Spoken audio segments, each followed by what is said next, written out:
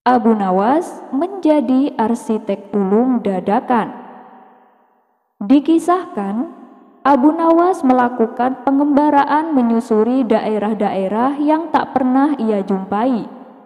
Hingga akhirnya sampailah ia di suatu kampung yang rata-rata penghuninya orang miskin. Untuk menuju kampung tersebut sangatlah sulit, karena terpisah oleh sungai yang besar yang tak ada jembatan penyeberangan. Abu Nawas sendiri harus menyewa sebuah perahu agar bisa sampai di kampung tersebut. Melihat ada orang asing datang di kampungnya, para penduduk menyambutnya dengan ramah. Apalagi kala itu penampilan Abu Nawas layaknya seorang ulama sufi. Dan ketika malam tiba, Abu Nawas diundang untuk mengikuti sebuah pertemuan, di mana dalam pertemuan tersebut membahas rencana pembangunan jembatan. Abu Nawas pun menyarankan agar tiap-tiap warga dimintai sumbangan. "Wahai Tuan Abu, penduduk kami rata-rata orang miskin. Untuk makan saja susah Tuan," kata mereka memberitahu. Mendengar hal itu, Abu Nawas pun terdiam. Benar juga ya, mereka adalah penduduk miskin. Kalaupun membangun jembatan sendiri, itu juga tidak mungkin, sebab mereka nggak tahu caranya, pikir Abu Nawas. Tidak lama kemudian, muncullah ide cemerlang di otaknya. Sebenarnya gampang. Untuk bisa menyeberangi sungai, kalian gak perlu membangun jembatan. Kalian cukup membuat sungai itu menjadi dangkal, tutur Abu Nawas. "Terus gimana caranya Tuan?" tanya mereka.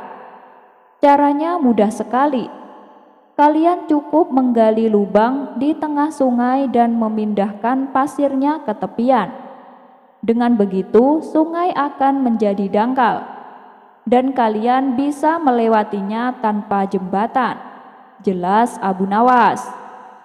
Warga kampung sontak tertawa mendengar usulan aneh dari Abu Nawas. Namun sang pemimpin kampung justru menanggapinya serius. Ia penasaran dengan langkah selanjutnya. "Tuan Abu, apa Tuan yakin itu akan berhasil?" tanya pemimpin kampung. "Oh ya pasti. Dan ini lebih murah daripada kalian harus membangun jembatan. Dan yang penting kalian tidak perlu mengeluarkan uang," jawab Abu Nawas. Meskipun usulannya terdengar sedikit gila, Abu Nawas berusaha membujuk para warga supaya mau menuruti saran tersebut. Kemudian pada keesokan harinya, para warga dengan semangat mulai menggali pasir yang ada di tengah sungai dan dipindahkannya ke tepian. Setelah beberapa hari berlalu, sungai tak kunjung dangkal. Bahkan ukurannya justru semakin melebar. Hal ini membuat warga frustasi. "Bagaimana ini Tuan Abu? Usulanmu justru membuatnya semakin buruk. Coba lihat. Sungainya menjadi semakin lebar dan makin susah untuk dilintasi," kata para warga mengeluh. "Tenang saja, teruskan saja pekerjaan kalian. Nanti juga akan membuahkan hasil," jawab Abu Nawas. "Lalu bagaimana dengan pasirnya Tuan? Kemana lagi harus diletakkan?" tanya mereka. "Oh, soal pasir biar aku yang mengurus. Nanti aku panggil seseorang untuk mengambilnya," jawab Abu Nawas. Sebulan pun berlalu, dan kondisi sungai tak menjadi dangkal sama sekali. Akhirnya para warga memutuskan diadakan pertemuan kembali. Mereka sudah tak sabar ingin memarahi Abu Nawas. Ketika pertemuan berlangsung, para warga mulai meluapkan amarahnya. "Percuma kami mengikuti saranmu Tuan Abu. Sudah sebulan tapi nggak ada hasil. Kami sudah mengorbankan tenaga dan waktu.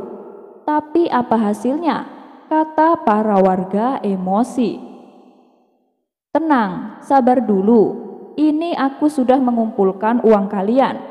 Silahkan gunakan uang kalian untuk membangun jembatan," balas Abu Nawas sambil mengeluarkan kantong yang penuh berisi uang. Melihat ada uang banyak sekali, mereka pun menjadi heran. Terlebih saat Abu Nawas mengatakan bahwa uang tersebut adalah milik mereka. "Tapi dari mana uang itu, Tuan Abu? Kami tidak merasa memilikinya," tanya para warga kebingungan. Abu Nawas pun lalu menjelaskan bahwa uang yang dibawanya itu adalah hasil menjual pasir yang mereka gali selama sebulan ini. "Kalian ingat kan orang yang setiap hari mengambil pasir? Nah, dia itu pembelinya," terang Abu Nawas. Seketika para warga pun tertawa dengan kecerdikan Abu Nawas. Mereka juga tak lupa mengucapkan terima kasih kepadanya. Karena berkat usulan Abu Nawas, mereka akhirnya berhasil membangun jembatan. Obat awet muda. Dikisahkan, ada tamu asing datang ke istana menghadap Baginda Raja.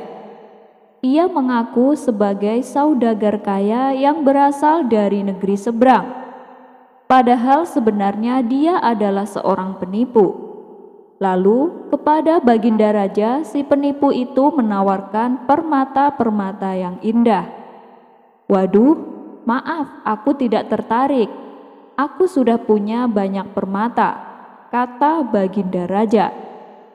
"Tapi Paduka, permata yang akan saya tawarkan ini mempunyai karya seni yang tinggi, Paduka. Kerajaan-kerajaan lain juga pada membelinya. Masa Paduka tidak berkenan?" ujar si penipu. Penasaran dengan ucapan si penipu, Baginda Raja pun bertanya, "Memangnya permata apa yang akan kau tawarkan?" Si penipu lalu menggambarkan permata-permatanya dengan sangat terperinci, yang bahkan tanpa melihatnya pun Baginda Raja merasa takjub dibuatnya. "Ya sudah, aku beli permata-permatamu. Mana, dibawa enggak?" tanya Baginda Raja. "Maaf Paduka, karena ini kan bukan permata sembarangan. Saya enggak berani membawanya sembarangan, Paduka. Tapi karena Paduka sudah berniat membelinya, besok saya akan bawa permatanya ke sini," tutur si penipu. Ia lalu meminta kepada Baginda Raja supaya dibayar di muka sebagai tanda jadi, dengan alasan agar permatanya tidak ditawar oleh kerajaan lain. Entah kenapa Baginda Raja dengan mudahnya percaya kepada si penipu itu.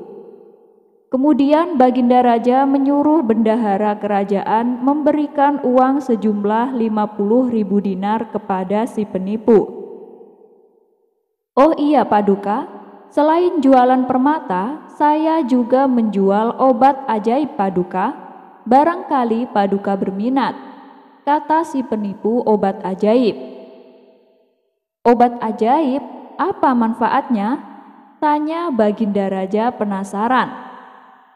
"Obat ini saya dapatkan jauh dari India Paduka.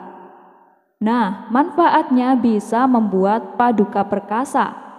Tenaga Paduka akan terasa kembali muda.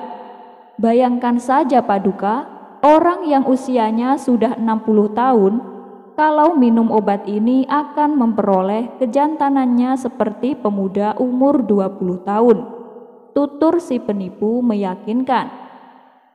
Dan untuk kedua kalinya, Baginda Raja termakan rayuannya. Ia membeli obat tersebut dengan harga yang sangat mahal. Si penipu lalu pamit pulang dan berjanji akan membawakan permata dan obat ajaib yang telah ia janjikan. Namun setelah seminggu berlalu, si penipu tak kunjung datang. Bahkan sampai berganti bulan masih tak terdengar kabar dari sang penipu. Baginda Raja pun merasa geram dibuatnya. "Kurang ajar, beraninya dia menipuku. kata Baginda Raja penuh emosi. Hingga pada suatu hari, saat Abu Nawas duduk bersama para menteri di istana, Baginda Raja mendengar obrolan mereka menyebut nama si penipu.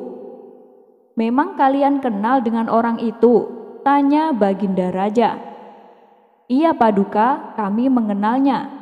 Dia itu penipu yang sangat licik Paduka," jawab mereka. "Benar, aku juga telah ditipunya. Coba kalau kalian bisa menangkapnya, aku akan beri hadiah uang lebih banyak dari yang aku berikan kepada si penipu itu. Dan akan aku perintahkan untuk memenggal kepalanya terus digantung di pintu gerbang. Untuk pelajaran biar tidak ada lagi penipu yang masuk ke kota Baghdad," kata Baginda Raja. Mendengar hal itu, Abu Nawas malah tertawa terpingkal-pingkal. "Wahai Paduka yang mulia, cerita Paduka dengan penipu sangat mirip dengan dongeng antara ayam jantan dan wanita tua," celetuk Abu Nawas. "Yang gimana ceritanya Abu Nawas? Coba kau ceritakan, aku ingin mendengarnya," pinta Baginda Raja. "Ceritanya begini Paduka, ada kucing liar menerkam ayam jantan milik wanita tua. Ia kemudian berlari mengejar kucing itu sambil berteriak, 'Tolol, kucing itu mencuri 1 kintal ayam jantanku.' Nah, mendengar teriakannya itu, si kucing pun berhenti, lalu dengan kesal kucing itu berkata kepada wanita tua, 'Bohong kamu, ayam jantan ini tak seberat yang kau katakan.' Secara kebetulan, muncullah seekor rubah. Ia kemudian berkata kepada si kucing untuk meletakkan ayam jantan itu ke tanah, agar si rubah bisa menimbangnya. Setelah si kucing meletakkan ayamnya, si rubah langsung merebutnya dan membawanya kabur. Sambil berlari, si rubah berteriak, 'Katakan kepada wanita tua itu, ayam jantannya beratnya lebih dari 1 kintal.'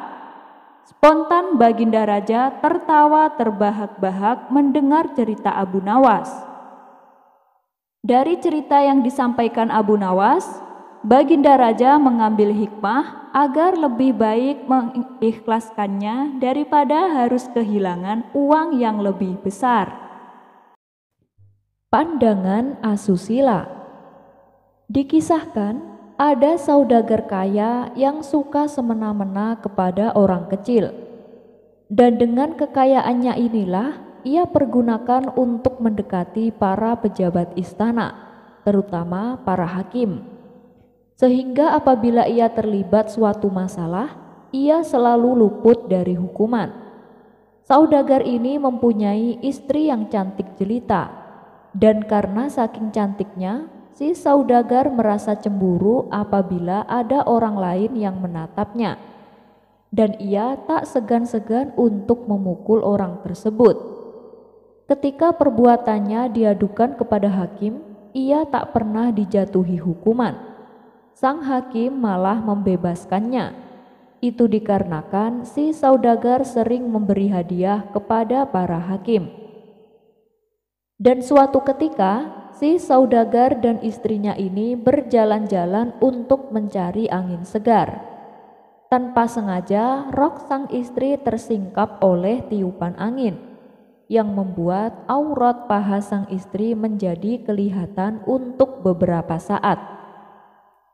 Dan kebetulan juga waktu itu ada orang lain yang sempat melihatnya.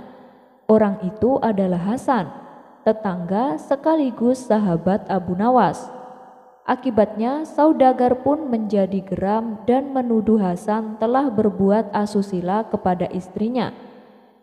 Tentu saja Hasan membantah dan menganggap tuduhan si saudagar hanya mengada-ngada. Keduanya pun terlibat cekcok yang membuat perhatian warga. "Ya sudah, kita ke rumah Tuan Hakim saja, biar dia yang menentukan hukuman apa yang pantas untukmu," ancam saudagar kaya. Sesampainya di rumah Tuan Hakim, si saudagar mengadukan permasalahannya. "Tuan Hakim, saya ingin supaya orang ini dihukum seberat-beratnya," kata si saudagar. Tapi kali ini Tuan Hakim tak berani berpihak kepada si saudagar seperti yang sudah-sudah. Karena orang yang dituduhkan si saudagar adalah Hasan, sahabat akrabnya Abu Nawas. Kalau sampai Hasan dihukum, tentu Abu Nawas tak akan tinggal diam. Apalagi posisi Hasan memang tak salah, dan itu justru akan membuat si hakim bisa dipecat dari jabatannya. Karena Abu Nawas adalah orang kepercayaan Baginda Raja. Lebih baik masalah ini diselesaikan secara kekeluargaan saja, tutur Tuan Hakim. Si saudagar terkejut mendengarnya. "Kenapa dia tak membelaku?" batin si saudagar. "Tapi Tuan Hakim, dia telah berbuat salah. Aku tak mau damai. Pokoknya dia harus dihukum," protes saudagar. "Baik, kalau kamu masih ingin kasusmu ini berlanjut, silakan datang ke istana dan adukan langsung kepada Baginda Raja," saran Tuan Hakim. Ternyata saran tersebut dilakukan oleh si saudagar. Maka pergilah ia bersama Hasan menuju istana. Setelah menghadap Baginda Raja, si saudagar mengadukan masalahnya dan menuntut Hasan supaya dihukum. Abu Nawas yang juga sedang berada di istana dimintai pendapatnya oleh Baginda Raja. "Bagaimana menurutmu Abu Nawas?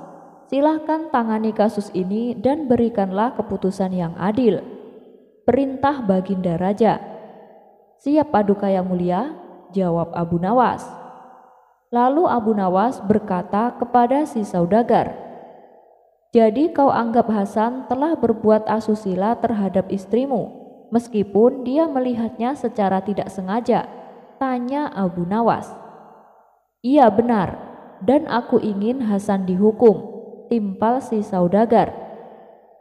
"Baiklah, walaupun Hasan itu sahabatku, tapi aku akan berbuat adil menangani kasus ini. Hei Hasan, karena kau telah berbuat asusila, maka kau harus menjalani hukuman. Ayo ikut aku ke dalam penjara," kata Abu Nawas. Hasan pun kaget dan tak percaya. Kenapa Abu Nawas malah membela si saudagar? Padahal tuduhan tersebut tidak benar adanya.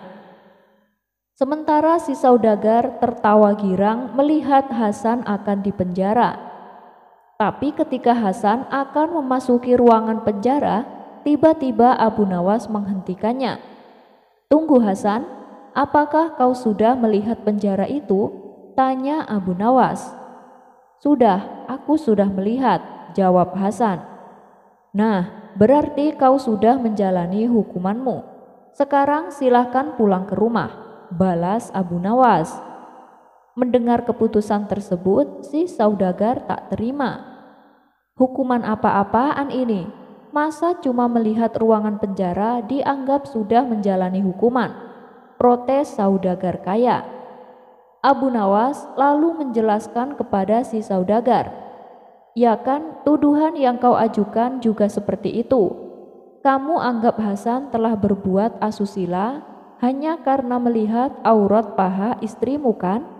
Kalau begitu, dia juga sudah dianggap menjalani hukuman cukup dengan melihat ruangan penjara," jelas Abu Nawas. Melihat hal itu, Baginda Raja pun memuji akan kecerdikan Abu Nawas. Sementara si saudagar kaya harus menelan kekecewaan. Ia pun pergi meninggalkan istana dengan perasaan dongkol. Petaka Serbuk Gatal. Dikisahkan, ada salah satu prajurit kerajaan, sebut saja namanya Abu Gosok. Abu Gosok ini sangat tergoda oleh kecantikan sang permaisuri. Kebetulan Abu Gosok merupakan salah satu prajurit yang ditugaskan mengawal sang permaisuri kemanapun sang permaisuri itu pergi. Abu Gosok senantiasa mengawal dan mendampinginya. Karena seringnya bertemu, maka timbullah rasa cinta pada diri Abu Gosok. Ia sadar ia tak mungkin menjalin asmara dengan sang permaisuri, apalagi menjadikannya seorang istri. Bisa-bisa ia akan dihukum mati oleh Baginda Raja. Namun meski demikian, Abu Gosok sangat terobsesi ingin mencium tangan sang permaisuri. Ia rela melakukan apapun demi memenuhi keinginannya. Dan suatu hari, Abu Gosok mendatangi rumah Abu Nawas. Ia beranggapan bahwa Abu Nawaslah orang yang paling dekat dengan keluarga kerajaan. Abu Gosok lalu curhat kepada Abu Nawas mengenai hasratnya kepada sang permaisuri. Ia berharap Abu Nawas mau membantunya. "Kamu sudah gila ya? Kalau ketahuan, kamu bisa dihukum mati oleh Baginda Raja," tutur Abu Nawas. "Iya, saya tahu, dan saya juga tidak ada niatan menjalin asmara. Mana mungkin sang permaisuri mau denganku? Saya hanya ingin mencium tangannya. Hanya itu saja keinginanku. Kira-kira kamu bisa membantuku tidak? Kalau sampai berhasil, aku akan membayarmu 100 koin emas," kata Abu Gosok merayu. Sejenak Abu Nawas terdiam. Kemudian ia berkata, "Tapi janji ya, hanya sekedar mencium tangannya, tidak boleh lebih," ucap Abu Nawas mewanti-wanti. Iya, saya janji Abu Nawas," balas Abu Gosok. "Baiklah, mana koin emas yang kau janjikan? Berikan padaku sekarang," pinta Abu Nawas. "Oh, nanti dong Abu Nawas, kalau rencanamu berhasil, baru aku akan membayarmu," ujar Abu Gosok. Keduanya pun sepakat. Lalu Abu Nawas membuat ramuan serbuk gatal untuk melancarkan aksinya. Setelah ramuan serbuk gatalnya sudah jadi, Abu Nawas memberikannya kepada Abu Gosok. "Besok kamu taburkan serbuk ini pada tangan permaisuri. Dan untuk selanjutnya biar aku yang mengurus. Tapi hati-hati, jangan sampai ketahuan," pesan Abu Nawas. Dan keesokan harinya, seperti biasa, Abu Gosok bertugas mengawal sang permaisuri. Sesuai dengan arahan Abu Nawas, ketika sang permaisuri sedang lengah, Abu Gosok segera menaburkan serbuk ke tangan sang permaisuri. Beberapa jam kemudian, tangan sang permaisuri merasakan gatal-gatal. Hampir seluruh tabib didatangkan, namun tak satu pun yang berhasil mengobatinya. Baginda Raja pun mulai cemas dan kebingungan. Tiba-tiba terlintas di benaknya teringat sosok Abu Nawas. Mungkin Abu Nawas tahu solusinya, pikir Baginda Raja. "Pengawal, panggil Abu Nawas kemari secepatnya," kata Baginda Raja kepada beberapa prajurit. Dan singkat cerita, datanglah Abu Nawas menghadap Baginda Raja. "Ampun Paduka yang mulia, ada keperluan apa Paduka memanggil hamba?" tanya Abu Nawas berpura-pura tidak tahu. "Gini Abu Nawas, tangan istriku tiba-tiba terkena penyakit gatal-gatal. Sampai saat ini belum juga ditemukan obatnya," kata Baginda Raja menjelaskan. "Oh begitu, izinkan hamba memeriksa tangan sang permaisuri," pinta Abu Nawas. Sang permaisuri yang sedari tadi duduk di samping Baginda segera menyodorkan tangannya kepada Abu Nawas. Abu Nawas pun kemudian berpura-pura memeriksanya. Setelah beberapa menit kemudian, Abu Nawas berkata, "Paduka, gatal yang dialami permaisuri ini memang penyakit yang terbilang aneh. Ini hanya bisa disembuhkan dengan ludahnya Abu Gosok. Sebab ludahnya Abu Gosok itu mengandung bakteri yang bisa melawan penyakit gatal pada tangan permaisuri. Dan Abu Gosok harus menciumnya dengan menjilat, supaya ludahnya bisa rata membasahi bagian yang gatal," kata Abu Nawas menjelaskan. Lalu dipanggillah prajurit yang bernama Abu Gosok. Ia disuruh mencium tangan sang permaisuri. Abu Gosok menjilatinya beberapa lama sampai ludahnya membasahi bagian tangan permaisuri yang terkena penyakit gatal. Dan benar saja, tidak lama kemudian sakit gatal yang diderita sang permaisuri hilang seketika. Sang permaisuri pun merasa senang, apalagi Abu Gosok. Keinginannya selama ini akhirnya bisa terwujud. Keesokan harinya, Abu Nawas menagih 100 koin emas yang dijanjikan Abu Gosok. Namun Abu Gosok menolaknya. Ia malah tertawa meledek Abu Nawas.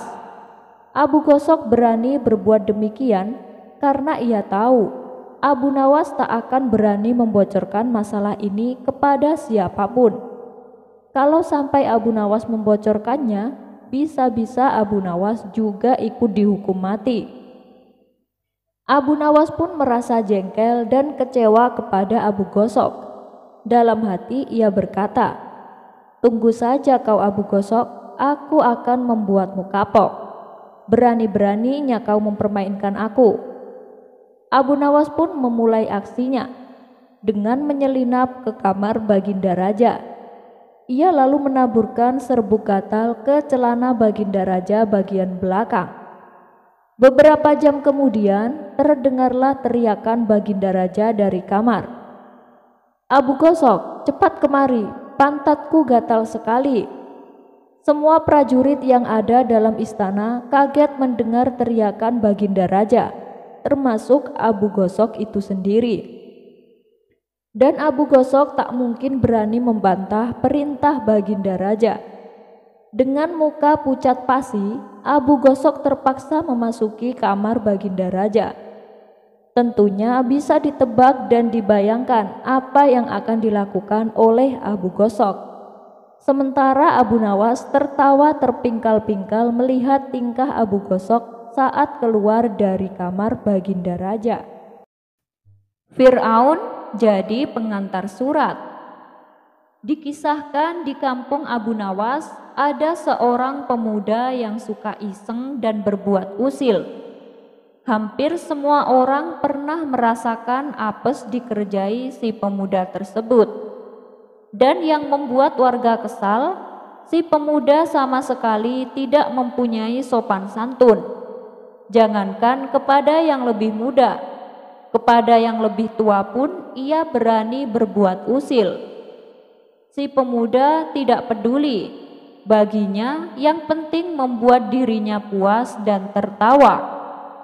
Suatu kali si pemuda merasakan suntuk. Ia pun memutuskan untuk jalan-jalan keliling kampung untuk menghilangkan rasa suntuknya.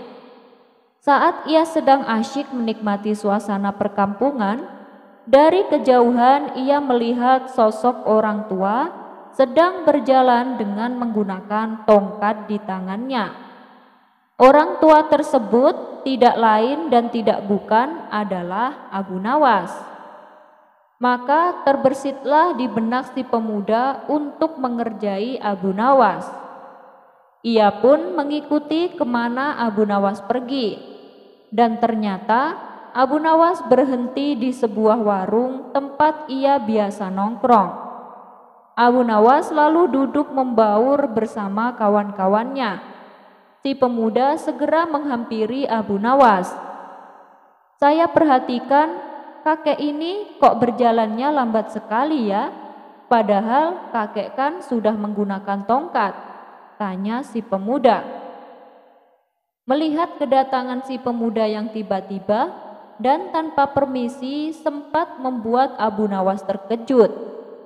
"Saya ini kan sudah tua, jadi wajar kalau jalannya lambat. Bedalah dengan kamu yang masih muda," jawab Abu Nawas. "Iya benar kek, kakek ini terlihat sudah sangat tua. Tapi kira-kira kapan kakek mati?" tanya si pemuda. Abu Nawas tersentak dengan pertanyaan tersebut. Begitu juga dengan orang-orang di sampingnya. "Maaf ya anak muda, bisa kamu jelaskan apa maksud dari pertanyaanmu tadi? Pinta Abu Nawas dengan serius. Begini kek, jadi nanti kalau kakek mati nih, saya mau nitip surat buat ayah saya. Ayah saya itu sudah mati sekitar 10 tahun yang lalu lah, ujar si pemuda dengan tertawa. Abu Nawas tentu saja menjadi kesal dengan ucapan si pemuda itu. Tapi Abu Nawas tahu kalau sampai ia menunjukkan kekesalannya, justru akan membuat si pemuda tertawa puas karena berhasil mengerjai Abu Nawas. Dan Abu Nawas tetap akan menjawab permintaan tersebut, namun dengan kalimat yang penuh makna. Sebelumnya, saya ucapkan terima kasih atas kepercayaanmu, tapi saya mohon maaf nih. Dengan sangat terpaksa saya tidak bisa memenuhi permintaanmu anak muda, kata Abu Nawas. Loh, kenapa kek? Apa kakek keberatan? Nanti suratnya aku selipkan di kain kafan kakek, ucap si pemuda mencoba meledeknya kembali. Sebenarnya bukan masalah itu sih. Jadi gini, kalau nanti saya mati, saya tidak tahu arah jalan menuju neraka jahanam. Tapi jangan khawatir wahai pemuda, saya punya solusi untukmu. Lebih baik kamu pergi saja ke negeri Mesir. Nanti surat yang akan kau berikan kepada ayahmu, kamu bisa titipkan sama Fir'aun.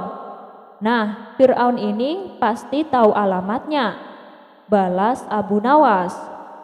Spontan saja ucapan Abu Nawas ini mengundang gelak tawa orang-orang di sana. Mereka tak henti-hentinya tertawa terpingkal-pingkal. Sementara si pemuda mukanya mendadak pucat karena menahan malu. Ia pun langsung ngeloyor pergi meninggalkan Abu Nawas. Kawan Afrika yang teraniaya. Kalau sudah berurusan dengan Abu Nawas, pasti akan menjadi kapok. Apalagi bila orang tersebut merupakan orang jahat dan licik. Dan begitulah yang dialami seorang penjual parfum ketika berhadapan dengan Abu Nawas. Kisah ini berawal ketika Abu Nawas tengah berjalan-jalan berkeliling kampung. Tanpa sengaja, ia mendapati orang asing sedang duduk sambil menangis dengan menundukkan kepalanya. Karena kasihan, Abu Nawas pun menghampirinya, memberi salam dan bertanya kepadanya, "Siapa kamu dan kenapa kamu menangis?" Orang asing tersebut pun menjawab, "Namaku Hasan Tuan, aku pendatang dari Afrika. Jadi ketika aku baru tiba di kota ini, aku memutuskan menumpang nginap beberapa hari di sebuah toko parfum. Lalu pada suatu hari, saat aku akan pergi sebentar untuk menyelesaikan urusanku, aku menitipkan kantong yang berisi uang dan permata kepada pemilik toko parfum itu. Namun Tuan, ketika aku kembali dan meminta barang titipanku, ia malah mencercaku dan mengatakan bahwa aku telah gila." Mendengar penuturan Hasan, Abu Nawas pun bertambah iba. "Oh begitu, jangan khawatir, aku akan menolongmu. Aku akan mengembalikan uang dan permatamu dengan mudah," ucap Abu Nawas. "Wah, benarkah Tuan? Terima kasih Tuan karena telah bersedia menolongku," balas Hasan. Kemudian Abu Nawas bertanya, "Siapa pemilik toko parfum yang dimaksud?" "Namanya Abu Jahil Tuan," jawab Hasan. "Lagi-lagi dia, selalu saja bikin masalah," batin Abu Nawas. "Baiklah, aku punya sebuah rencana. Tapi aku minta kerjasamamu. Besok aku akan mendatangi toko parfum milik Abu Jahil. Dan saat aku sudah di sana, kamu segera datang untuk minta dikembalikan seluruh uang dan permatamu. Tapi ingat, kamu harus berpura-pura tidak mengenalku, dan jangan mengajak bicara denganku. Tutur Abu Nawas. Hasan pun setuju dan siap untuk melaksanakan perintahnya. Maka Abu Nawas pun segera menyusun siasat. Ia memecahkan kaca menjadi kecil-kecil dan memasukkannya ke dalam tas yang terbuat dari kulit. Tas tersebut lalu dijahit dengan rapat-rapat supaya tidak mudah dibuka. Esok harinya, sesuai rencana, Abu Nawas mendatangi toko parfum milik Abu Jahil dengan membawa tas kulitnya. "Wahai Abu Jahil, aku mau minta tolong sama kamu," pinta Abu Nawas. "Boleh, tapi mau minta tolong apa?" tanya Abu Jahil. "Begini Abu Jahil, besok kan saya berencana pergi ke negeri seberang. Aku mau menitipkan tas yang berisi permata kepadamu. Sebab kalau aku simpan di rumah, takutnya ada pencuri masuk. Sedangkan rumahku sedang tidak ada orang. Apakah kau bersedia Abu Jahil? Nanti kalau aku pulang dengan selamat, aku akan mengambilnya kembali. Tapi kalau dalam waktu seminggu aku tidak pulang, ya silahkan kau jual semua permata milikku, dan hasil penjualannya gunakan untuk membangun masjid," kata Abu Nawas menjelaskan. Mendengar hal itu, Abu Jahil pun tertarik dan timbul niat jahat di hatinya. Bukankah negeri yang akan didatangi Abu Nawas sedang terjadi peperangan?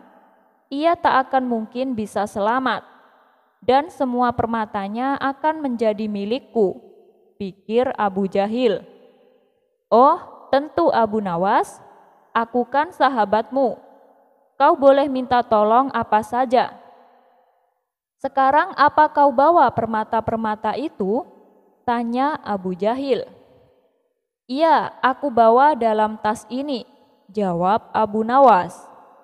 Dan saat Abu Nawas hendak menyerahkan tasnya, datanglah Hasan ke toko Abu Jahil. "Tuan Abu Jahil, kembalikan titipan saya," pinta Hasan. Abu Jahil sempat terkejut melihat kedatangan Hasan yang tiba-tiba. Kurang ajar, dia datang saat Abu Nawas akan menitipkan permata, gerutu Abu Jahil dalam hati. Apabila Abu Jahil tidak mengembalikannya, ia takut Abu Nawas tidak akan percaya kepadanya dan tidak jadi menitipkan permata-permatanya. "Lebih baik aku kembalikan uang dan permata milik Hasan, supaya Abu Nawas percaya padaku. Lagian permata milik Hasan tidak sebanyak milik Abu Nawas." Abu Jahil pun mengambil titipan milik Hasan dan mengembalikannya. Setelah mendapatkan kantongnya kembali, Hasan segera berlalu meninggalkan toko Abu Jahil. "Siapa dia Abu Jahil? Sepertinya aku baru melihatnya," tanya Abu Nawas berpura-pura. "Oh, dia itu Hasan, orang asing dari Afrika. Dia baru beberapa hari menginap di rumahku. Ia juga menitipkan uang dan permatanya kepadaku," jawab Abu Jahil. "Wah, ternyata kamu amanah ya Abu Jahil. Aku jadi tambah percaya padamu untuk menitipkan semua permataku," puji Abu Nawas. "Ya, aku ini kan suka menolong Abu Nawas. Meskipun orang yang aku tolong baru aku kenal beberapa hari. Apalagi sama kamu Abu Nawas, aku kan sudah lama mengenalmu. Tentu saja aku dengan senang hati menolongmu," tutur Abu Jahil. "Baiklah Abu Jahil, aku mau pergi dulu. Ini aku serahkan tasnya," kata Abu Nawas berpamitan. Abu Jahil pun menerimanya. "Hati-hati di sana ya Abu Nawas, doaku selalu menyertaimu," balas Abu Jahil.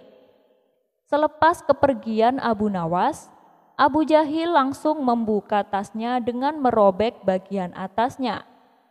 Betapa kecewanya Abu Jahil setelah mendapati isi tasnya hanya berupa serpihan kaca. "Sialan, Abu Nawas telah menipuku," gerutu Abu Jahil. Sementara Hasan yang sudah mendapatkan barangnya kembali, menemui Abu Nawas untuk mengucapkan terima kasih sekalian berpamitan pulang ke negerinya. Tak lupa Hasan juga memberikan hadiah sebagai tanda rasa terima kasihnya kepada Abu Nawas.